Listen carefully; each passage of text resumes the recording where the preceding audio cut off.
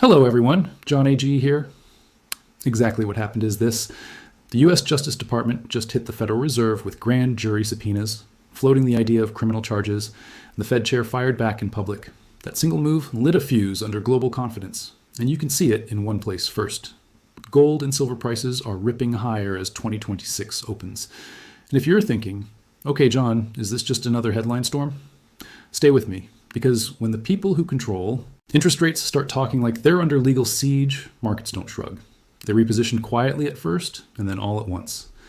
Now, quick favor, before we go deeper, I'm running a campaign to push back against copycat channels that recycle other people's work and drown out original research. If you actually get value from what I do here, hit subscribe and drop OG John AJ in the comments. It takes 2 seconds, and it tells the algorithm who's really here for the real thing. Also, I've built a WhatsApp channel for daily updates, short posts, and my personal takes that I don't always put on YouTube, including instant voice notes when something breaks. The link is in the description. Join it because the market doesn't wait for uploads. All right, let's make sense of the week because it didn't start with why it matters, impact on buyers and markets, a chart. It started with a warning shot. A Fed chair steps up, says the DOJ served subpoenas, and frames it as pressure tied to interest rate decisions, not just paperwork, not just buildings, not just a renovation project. That's the story that hit the screen. And whether you love the Fed, hate the Fed, or think the whole system is a cardboard stage set, the implication is the same. If markets begin to believe monetary policy can be bullied, then risk-free stops feeling risk-free. Bonds wobble, the dollar narrative cracks, and hard assets get louder. That's why 2 weeks into 2026, metals are acting like they smelled smoke before the crowd did. Gold doesn't move like this because a random analyst got excited. Silver doesn't stretch like this because social media got loud. This kind of move happens when trust starts leaking out of institutions and people don't want to be the last ones holding paper promises. And here's the part most people miss. This isn't a sprint, it's a marathon. And we've already been running it for years. The last few years simply made it visible enough that normal investors finally noticed. So today, I want to do 3 things in the same order every smart investor should do them. First, we're going to connect the headline, subpoenas, Fed pressure, political heat to the real-world effects and pricing. Second, we'll walk through what gold and silver are doing right now, why the move matters, and what signals suggest it's not done. Third, I'll show you the hidden scoreboard, how fast fiat currency units are losing buying power against metals across the world, not just in one country, not just in one exchange, but everywhere. And yes, I'm going to leave you with the 2 questions everyone should be asking before the next leg of this trade hits. But before we get there, let me slip something in that many of you asked for. If you enjoy silver-related success stories, not theory, not doom, but real examples of people who positioned early and made serious money, there's a separate channel linked in the description. Subscribe over there too, because it's motivating to see what's spot versus physical. Premiums explained possible when you stop being late to every trend. Now, let's go back to the moment this week turned a public statement, a legal threat, a central bank caught in a spotlight it never asked for.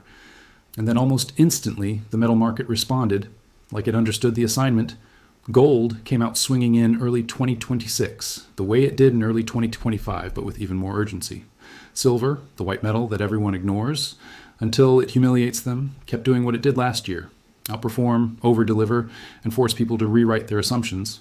And the key detail here isn't up or down, the key detail is distance from normal. These prices aren't just higher. There are multiple standard deviations above long-term behavior. That's the market screaming something is changing while the average person is still arguing about whether anything is happening. Now, in the middle of all this, TV analysts rolled out the familiar script. This is too much too fast. It's a blow-off. Expect a pullback. Don't get greedy.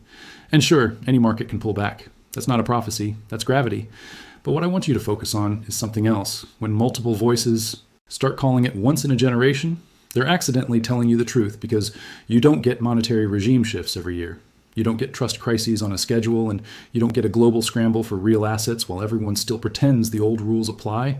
That's why you're seeing language like secular trade show up more and more, meaning a long-term shift, not a weekend spike. And it's not just gold. Copper is strong. Platinum is moving. Palladium is still relevant. Silver is acting like it has a scoreboard nobody wants to read out loud. And the reason isn't magic. It's supply, it's utility, and it's politics. The world is waking up to a brutal reality. Critical metals aren't optional, and you can't print them. Governments can posture, corporations can promise, and central banks can talk, but none of them can build a mine overnight. That's a supply-side trap, and it takes years to unwind. Now, I'm not here to fact check every quote or argue about motives. You told me not to. What I am here to do is translate what's happening into what matters for you, positioning. Because while the headlines fight, the flows move, let's talk silver first because it's the most misunderstood. Silver isn't just a poor man's gold. Well, that phrase is lazy. Silver is a hybrid, monetary metal plus industrial workhorse. Gold doesn't get burned up in gold to silver ratio. The key signal factory is the way silver does. Gold gets stored, silver gets used, consumed, scattered into products, and often never fully recovered. So when you combine investor demand with industrial demand, you get a setup that can reprick violently. Now, layer on top of that something people keep whispering about, multi-year supply deficits. A deficit isn't a bad quarter. A deficit is the market slowly running out of wiggle room. It's like draining a reservoir while pretending rain is guaranteed. Eventually, the faucet doesn't just slow down, it sputters, and that's when price stops negotiating politely. This is why when you see silver flirting with psychological levels like the triple-digit door, you should understand what's really happening. It's not just a number on a screen, it's a statement. Your currency buys less metal than it used to, and when that statement becomes obvious, it changes behavior. People who never cared start caring. People who mocked start asking questions. People who delayed start panic buying. And the worst part, they do it at the top of the first move, not the beginning of the trend. Now, let's zoom out to the global picture because one of the strangest features of this bull market is that it's not uniform. Different regions are seeing different prices, different premiums, and different shortages. Premiums are the loudest signal the physical market gives you. When premiums rise, it means someone is paying more than the paper price to get real metal in hand. And that gap between paper and physical, that's where stress shows up first. Before we move on, I want to ground this in the kind of weekly numbers people overlook when emotions are running hot. Because here's what happened in plain English. Prices didn't just drift. They surged, held, and closed strong. Silver finished the week around the low 90s per ounce, and gold settled in the mid $4,500. Those aren't just big figures. They are statements about what a currency can no longer do. When you have to hand over nearly a full $100 bill for a single ounce of silver, the metal isn't expensive. The money is small. And the gold to silver ratio, it tightened. We're talking roughly the low 50s ounces of silver to buy 1 ounce of gold. And at points, it dipped even lower intraday. That's the kind of compression you see when silver starts acting like it's finally being repriced for scarcity and utility, not just sentiment. Now, if you're new, that ratio matters because it's the tug of war between pure monetary supply deficits and physical tightness fear and monetary fear plus industrial reality. Gold usually leads during the first wave of distrust. Silver often leads when the move broadens and the real economy starts fighting over supply. So when you see the ratio sliding, don't treat it like trivia. Treat it like the market whispering, this trade is spreading. And here comes the global twist. While people in the US debate whether $100 silver is real, parts of the world have already seen triple-digit pricing in local markets after premiums are added, not because the metal is different there, but because the physical metal is harder to get there, or the local currency is losing purchasing power faster, or both. In particular, the Chinese physical market has been flashing something you can't ignore, on and off bursts of double-digit percentage premiums over the conventional spot reference. When a major market is willing to pay 8%, 10%, sometimes more, that is the physical world calling the paper world's bluff. And here's the part that should make you lean forward. Even with those premiums, stockpiles in the visible Chinese warehouse system have been trending down. The latest figure floating around has inventories under 40 million ounces, which sounds like a lot until you remember how fast industrial demand can chew through supply when it's spread across an entire economy. So ask yourself, if a market is paying up and still drawing down inventory, what happens when the next demand wave hits? That's your first cliffhanger. Now, here's where this gets personal. A lot of you don't measure wealth in charts. You measure it in life goals, a home, a piece of land, a business, freedom. So let's talk about a ratio that matters. How many ounces of silver it takes to buy a median-priced home. When that number falls, it means silver is gaining purchasing power relative to housing, or housing is losing relative to silver, or both. And when you hit old historical zones, it's not trivia. It's a signal that the cycle is changing. Now, I'm not promising you that one asset must outperform forever. I'm saying pay attention to the ratios because ratios reveal the truth that nominal prices hide. A stock index can look high in dollars but weak in gold. A home can look stable in dollars but cheap in silver. That's how you see regime shifts early. Now, let's bring the conversation back to the pipes and valves of the metals market because this is where the story gets spicy. We're seeing ongoing drawdowns in visible inventories. We're seeing registered categories shrink. We're seeing big bars move. And every time bars move from one place to another, the question is why? Are they being shipped to meet industrial demand? Are they being pulled to satisfy investment flows? Are they being used for arbitrage, borrowing paper, global demand? Where the pressure is building, converting to physical, selling into higher premium markets. That last one is the one people hate to discuss because it exposes the game. Paper markets can create metal exposure without metal. Physical markets don't care about exposure. They care about ounces. So when you start seeing signs that big pools of paper exposure are touching physical bars, it's worth paying attention because it means the paper world is leaning on the physical world to keep the illusion stable. And illusions get expensive when demand rises. Now, there's also the retail angle. Coins, smaller products, and mint pricing. When retail products spike in premium, some people laugh and say that's just collectors, maybe sometimes. But retail premium spikes also reflect bottlenecks, slow production, limited blanks, outdated systems, surges in demand. Either way, it's another confirmation that the physical side isn't as smooth as the paper side pretends. Here's the important point. You don't need every detail to be perfect to understand the direction. You just need to see the pattern. And the pattern is this. More pressure, more volatility, more repricing. Now, the legal story that started all this matters because it changes the mood. If the perception grows that central banks are being squeezed politically, then every central bank globally gets a new problem because investors start questioning whether policy decisions are economic or political. And once that question enters the room, it doesn't leave quietly. It sits in the corner and watches every rate decision, every inflation print, every press conference. And when it doesn't like what it sees, it buys hard assets. Now, let's go deeper into the plumbing, the inventories, and the flows. One of the most telling developments is the steady reduction in registered deliverable silver in major Western vault systems. Depending on which update you're looking at, the drawdown since the physical premium wave accelerated has been on the scale of tens of millions of ounces. And some tracking suggests roughly 70 plus million ounces have left the most deliverable category in a relatively short window. That matters because deliverable inventory is what the paper system leans on when challenged. When it shrinks, the paper market can still function, but it becomes more sensitive, more jumpy, more likely to gap when real demand spikes. Now add India. India has been quietly doing something that should be front page news in the metals world. Massive inflows into local silver investment vehicles. We're talking about a single month, seeing over 20 million ounces absorbed in totals over a short period, approaching 50 million ounces when you combine multiple products. Again, you don't need to worship the vehicles. You need to understand the signal. There is large sustained demand. What to watch next? Signals plus scenarios for physical exposure, and it's happening in places that are already willing to pay premiums. That's your second cliffhanger. Because if those flows continue while visible inventories are already falling, the system has to ration demand the only way it knows how, with price. Now, another detail from the plumbing that people argue about, large paper silver funds and trusts sometimes show changes in bar lists and vault reporting that hint at stress. When you see sudden drops in certain bar categories, and at the same time you see lease rates spiking in key hubs, the suspicion is that metal is being borrowed and moved to where it earns the highest premium. I'm not accusing anyone of anything here. I'm pointing out the incentive structure. If you can borrow metal cheap, create exposure in paper, and deliver bars into a market paying a fat premium, you've built an arbitrage machine. And arbitrage machines only run smoothly until the physical market says no. That's why lease rates matter. They're the interest rate of physical scarcity. When they climb, it's the market charging you rent for being short real metal. Now, retail. Even if you never buy government-minted coins, the pricing there can tell you a story.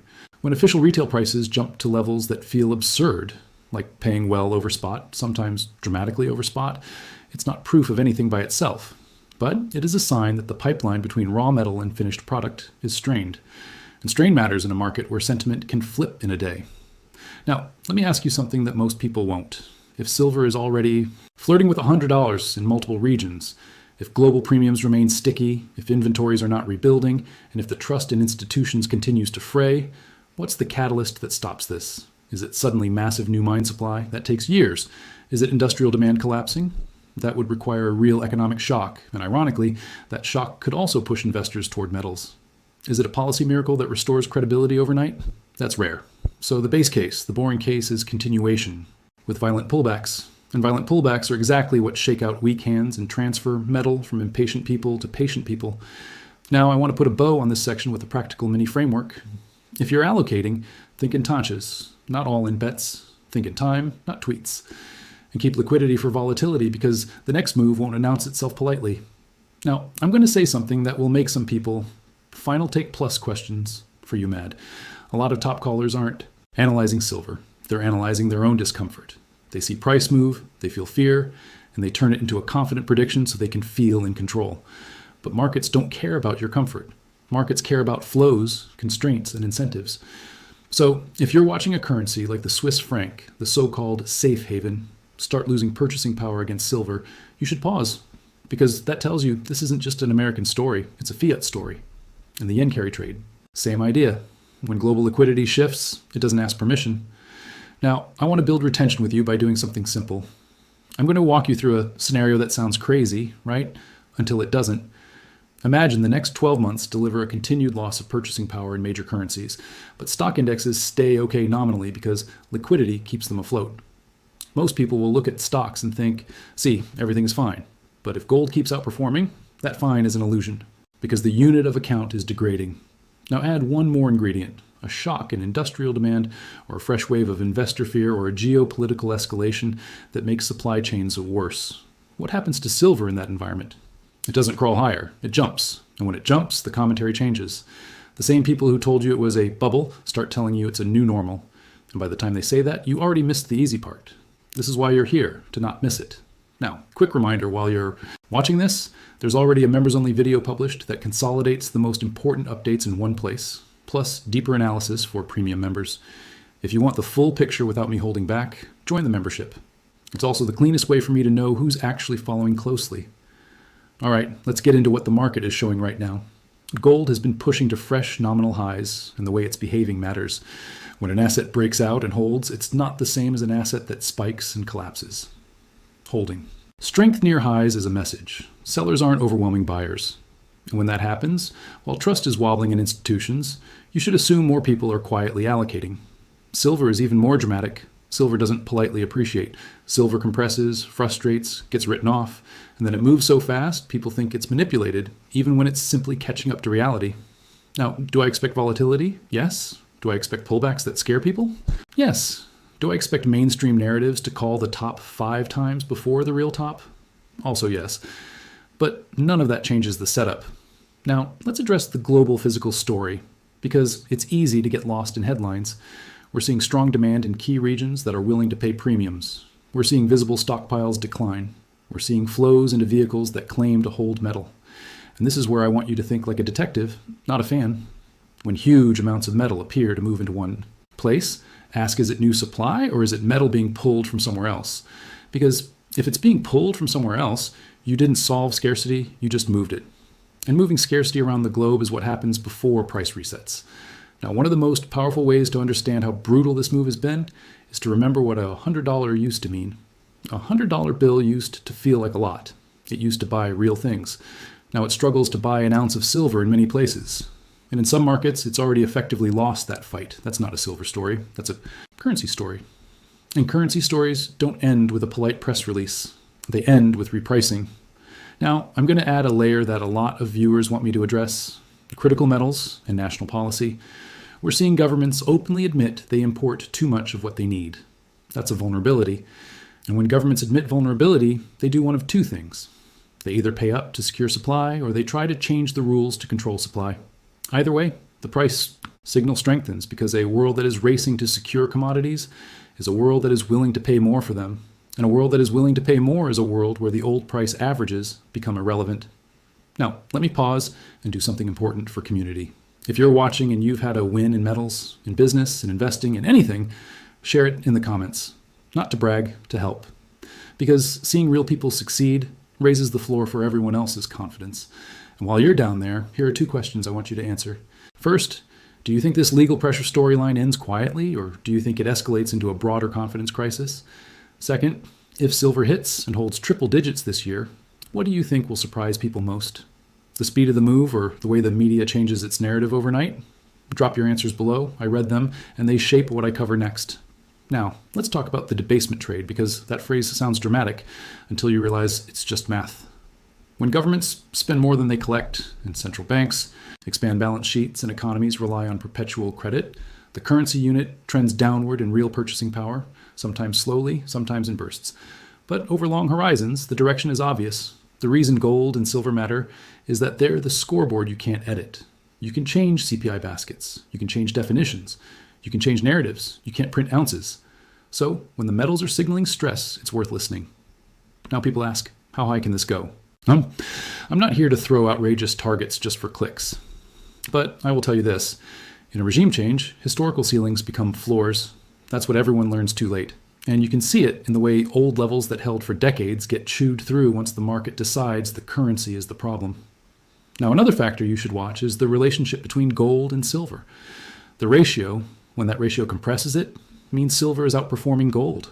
And silver tends to outperform gold when the market is moving from fear into scarcity, from safe haven into real-world demand. So when you see the ratio dropping, it's not just a trivia fact. It's the market telling you the move is broadening. Now let's address a major objection people have. They say, but what if this is all paper hype? What if it reverses? Here's my answer. It can reverse in the short term. It can't reverse the structural setup overnight.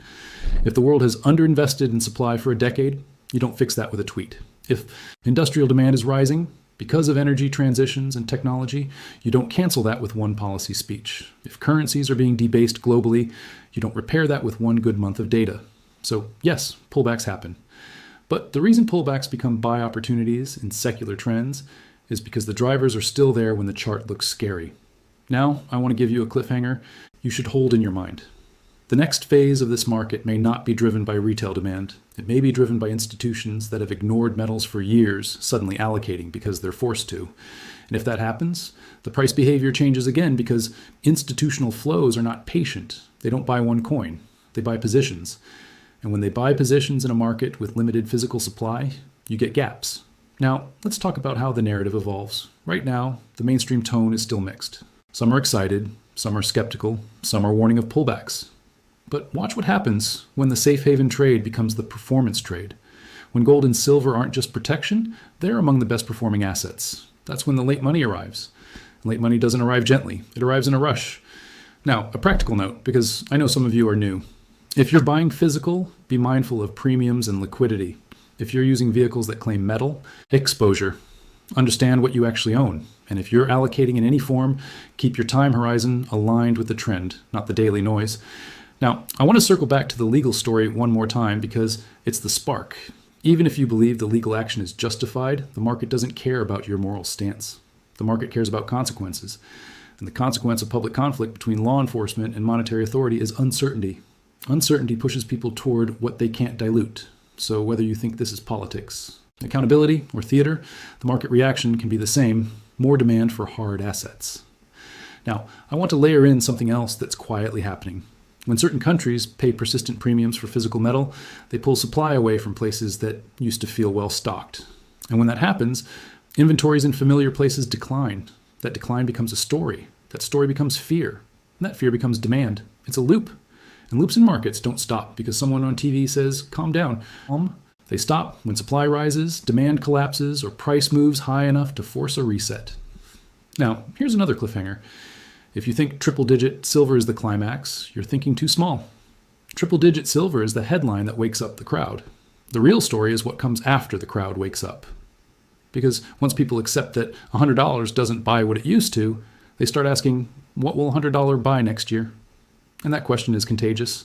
Now we need to talk about how you can support this channel while staying informed. Subscribe if you haven't. It's free and it's the easiest way to help. Join the WhatsApp channel for the fast updates. And if you want the full consolidated breakdowns, join the membership and watch the members only video that's already up. Also, one more time, if you've had success, share it in the comments. You'd be surprised how many people need to hear that someone like them made a smart move and benefited. Now, let's walk through the week's market behavior like a storyteller, not a spreadsheet. We started with institutional stress. We watched currencies keep bleeding purchasing power. We saw metals hold strength and push higher. We saw ratios shift in ways that favor silver. We saw physical signals, premiums, drawdowns, movement of bars. We saw retail bottlenecks show up in pricing. And through it all, the central theme stayed the same. The debasement trade is not done. Now, where does this go? If the next few months bring more pressure on central banks, more political heat, more geopolitical tension, and continued resource competition, then the bid under hard assets stays strong. If on top of that, we get any economic wobble that forces rate cuts or renewed liquidity, you may see the next leg accelerate. And here's the twist. Rate cuts that were once good news could be interpreted as currency dilution in this environment, which again supports metals. So don't assume old correlations hold. Regime change means correlations break. Now, let me give you a simple mental model. In the old world, people trusted institutions, so they chased growth assets and only bought gold in panic. In the new world, people question institutions, so they buy gold and silver as baseline protection, and then they chase performance on top. That subtle shift changes everything. It turns metals from insurance into allocation. And when that happens at scale, the market has to re-prick to ration demand. Now, I want to close by pulling you into the next episode of this story because the biggest moves often happen when nobody's watching. They happen in the gaps between headlines. They happen when one region quietly drains supply. They happen when one large buyer decides they're done waiting. And then one morning, the price is simply higher and everyone pretends they saw it coming. So here's what I want you to do. Watch the ratios, watch the premiums, watch the headlines for pressure on monetary policy. And most of all, watch your own psychology, because the market will test you with volatility before it rewards you with trend. If you made it this far, you're already ahead of most people. Now, hit subscribe, join the WhatsApp channel in the description. If you want the full deep dive, become a member and watch the members only update that's already live. And don't forget, comment OG John AG if you want to support the campaign against copycats and keep original analysis alive on this platform. I'll see you in the next video. Thanks.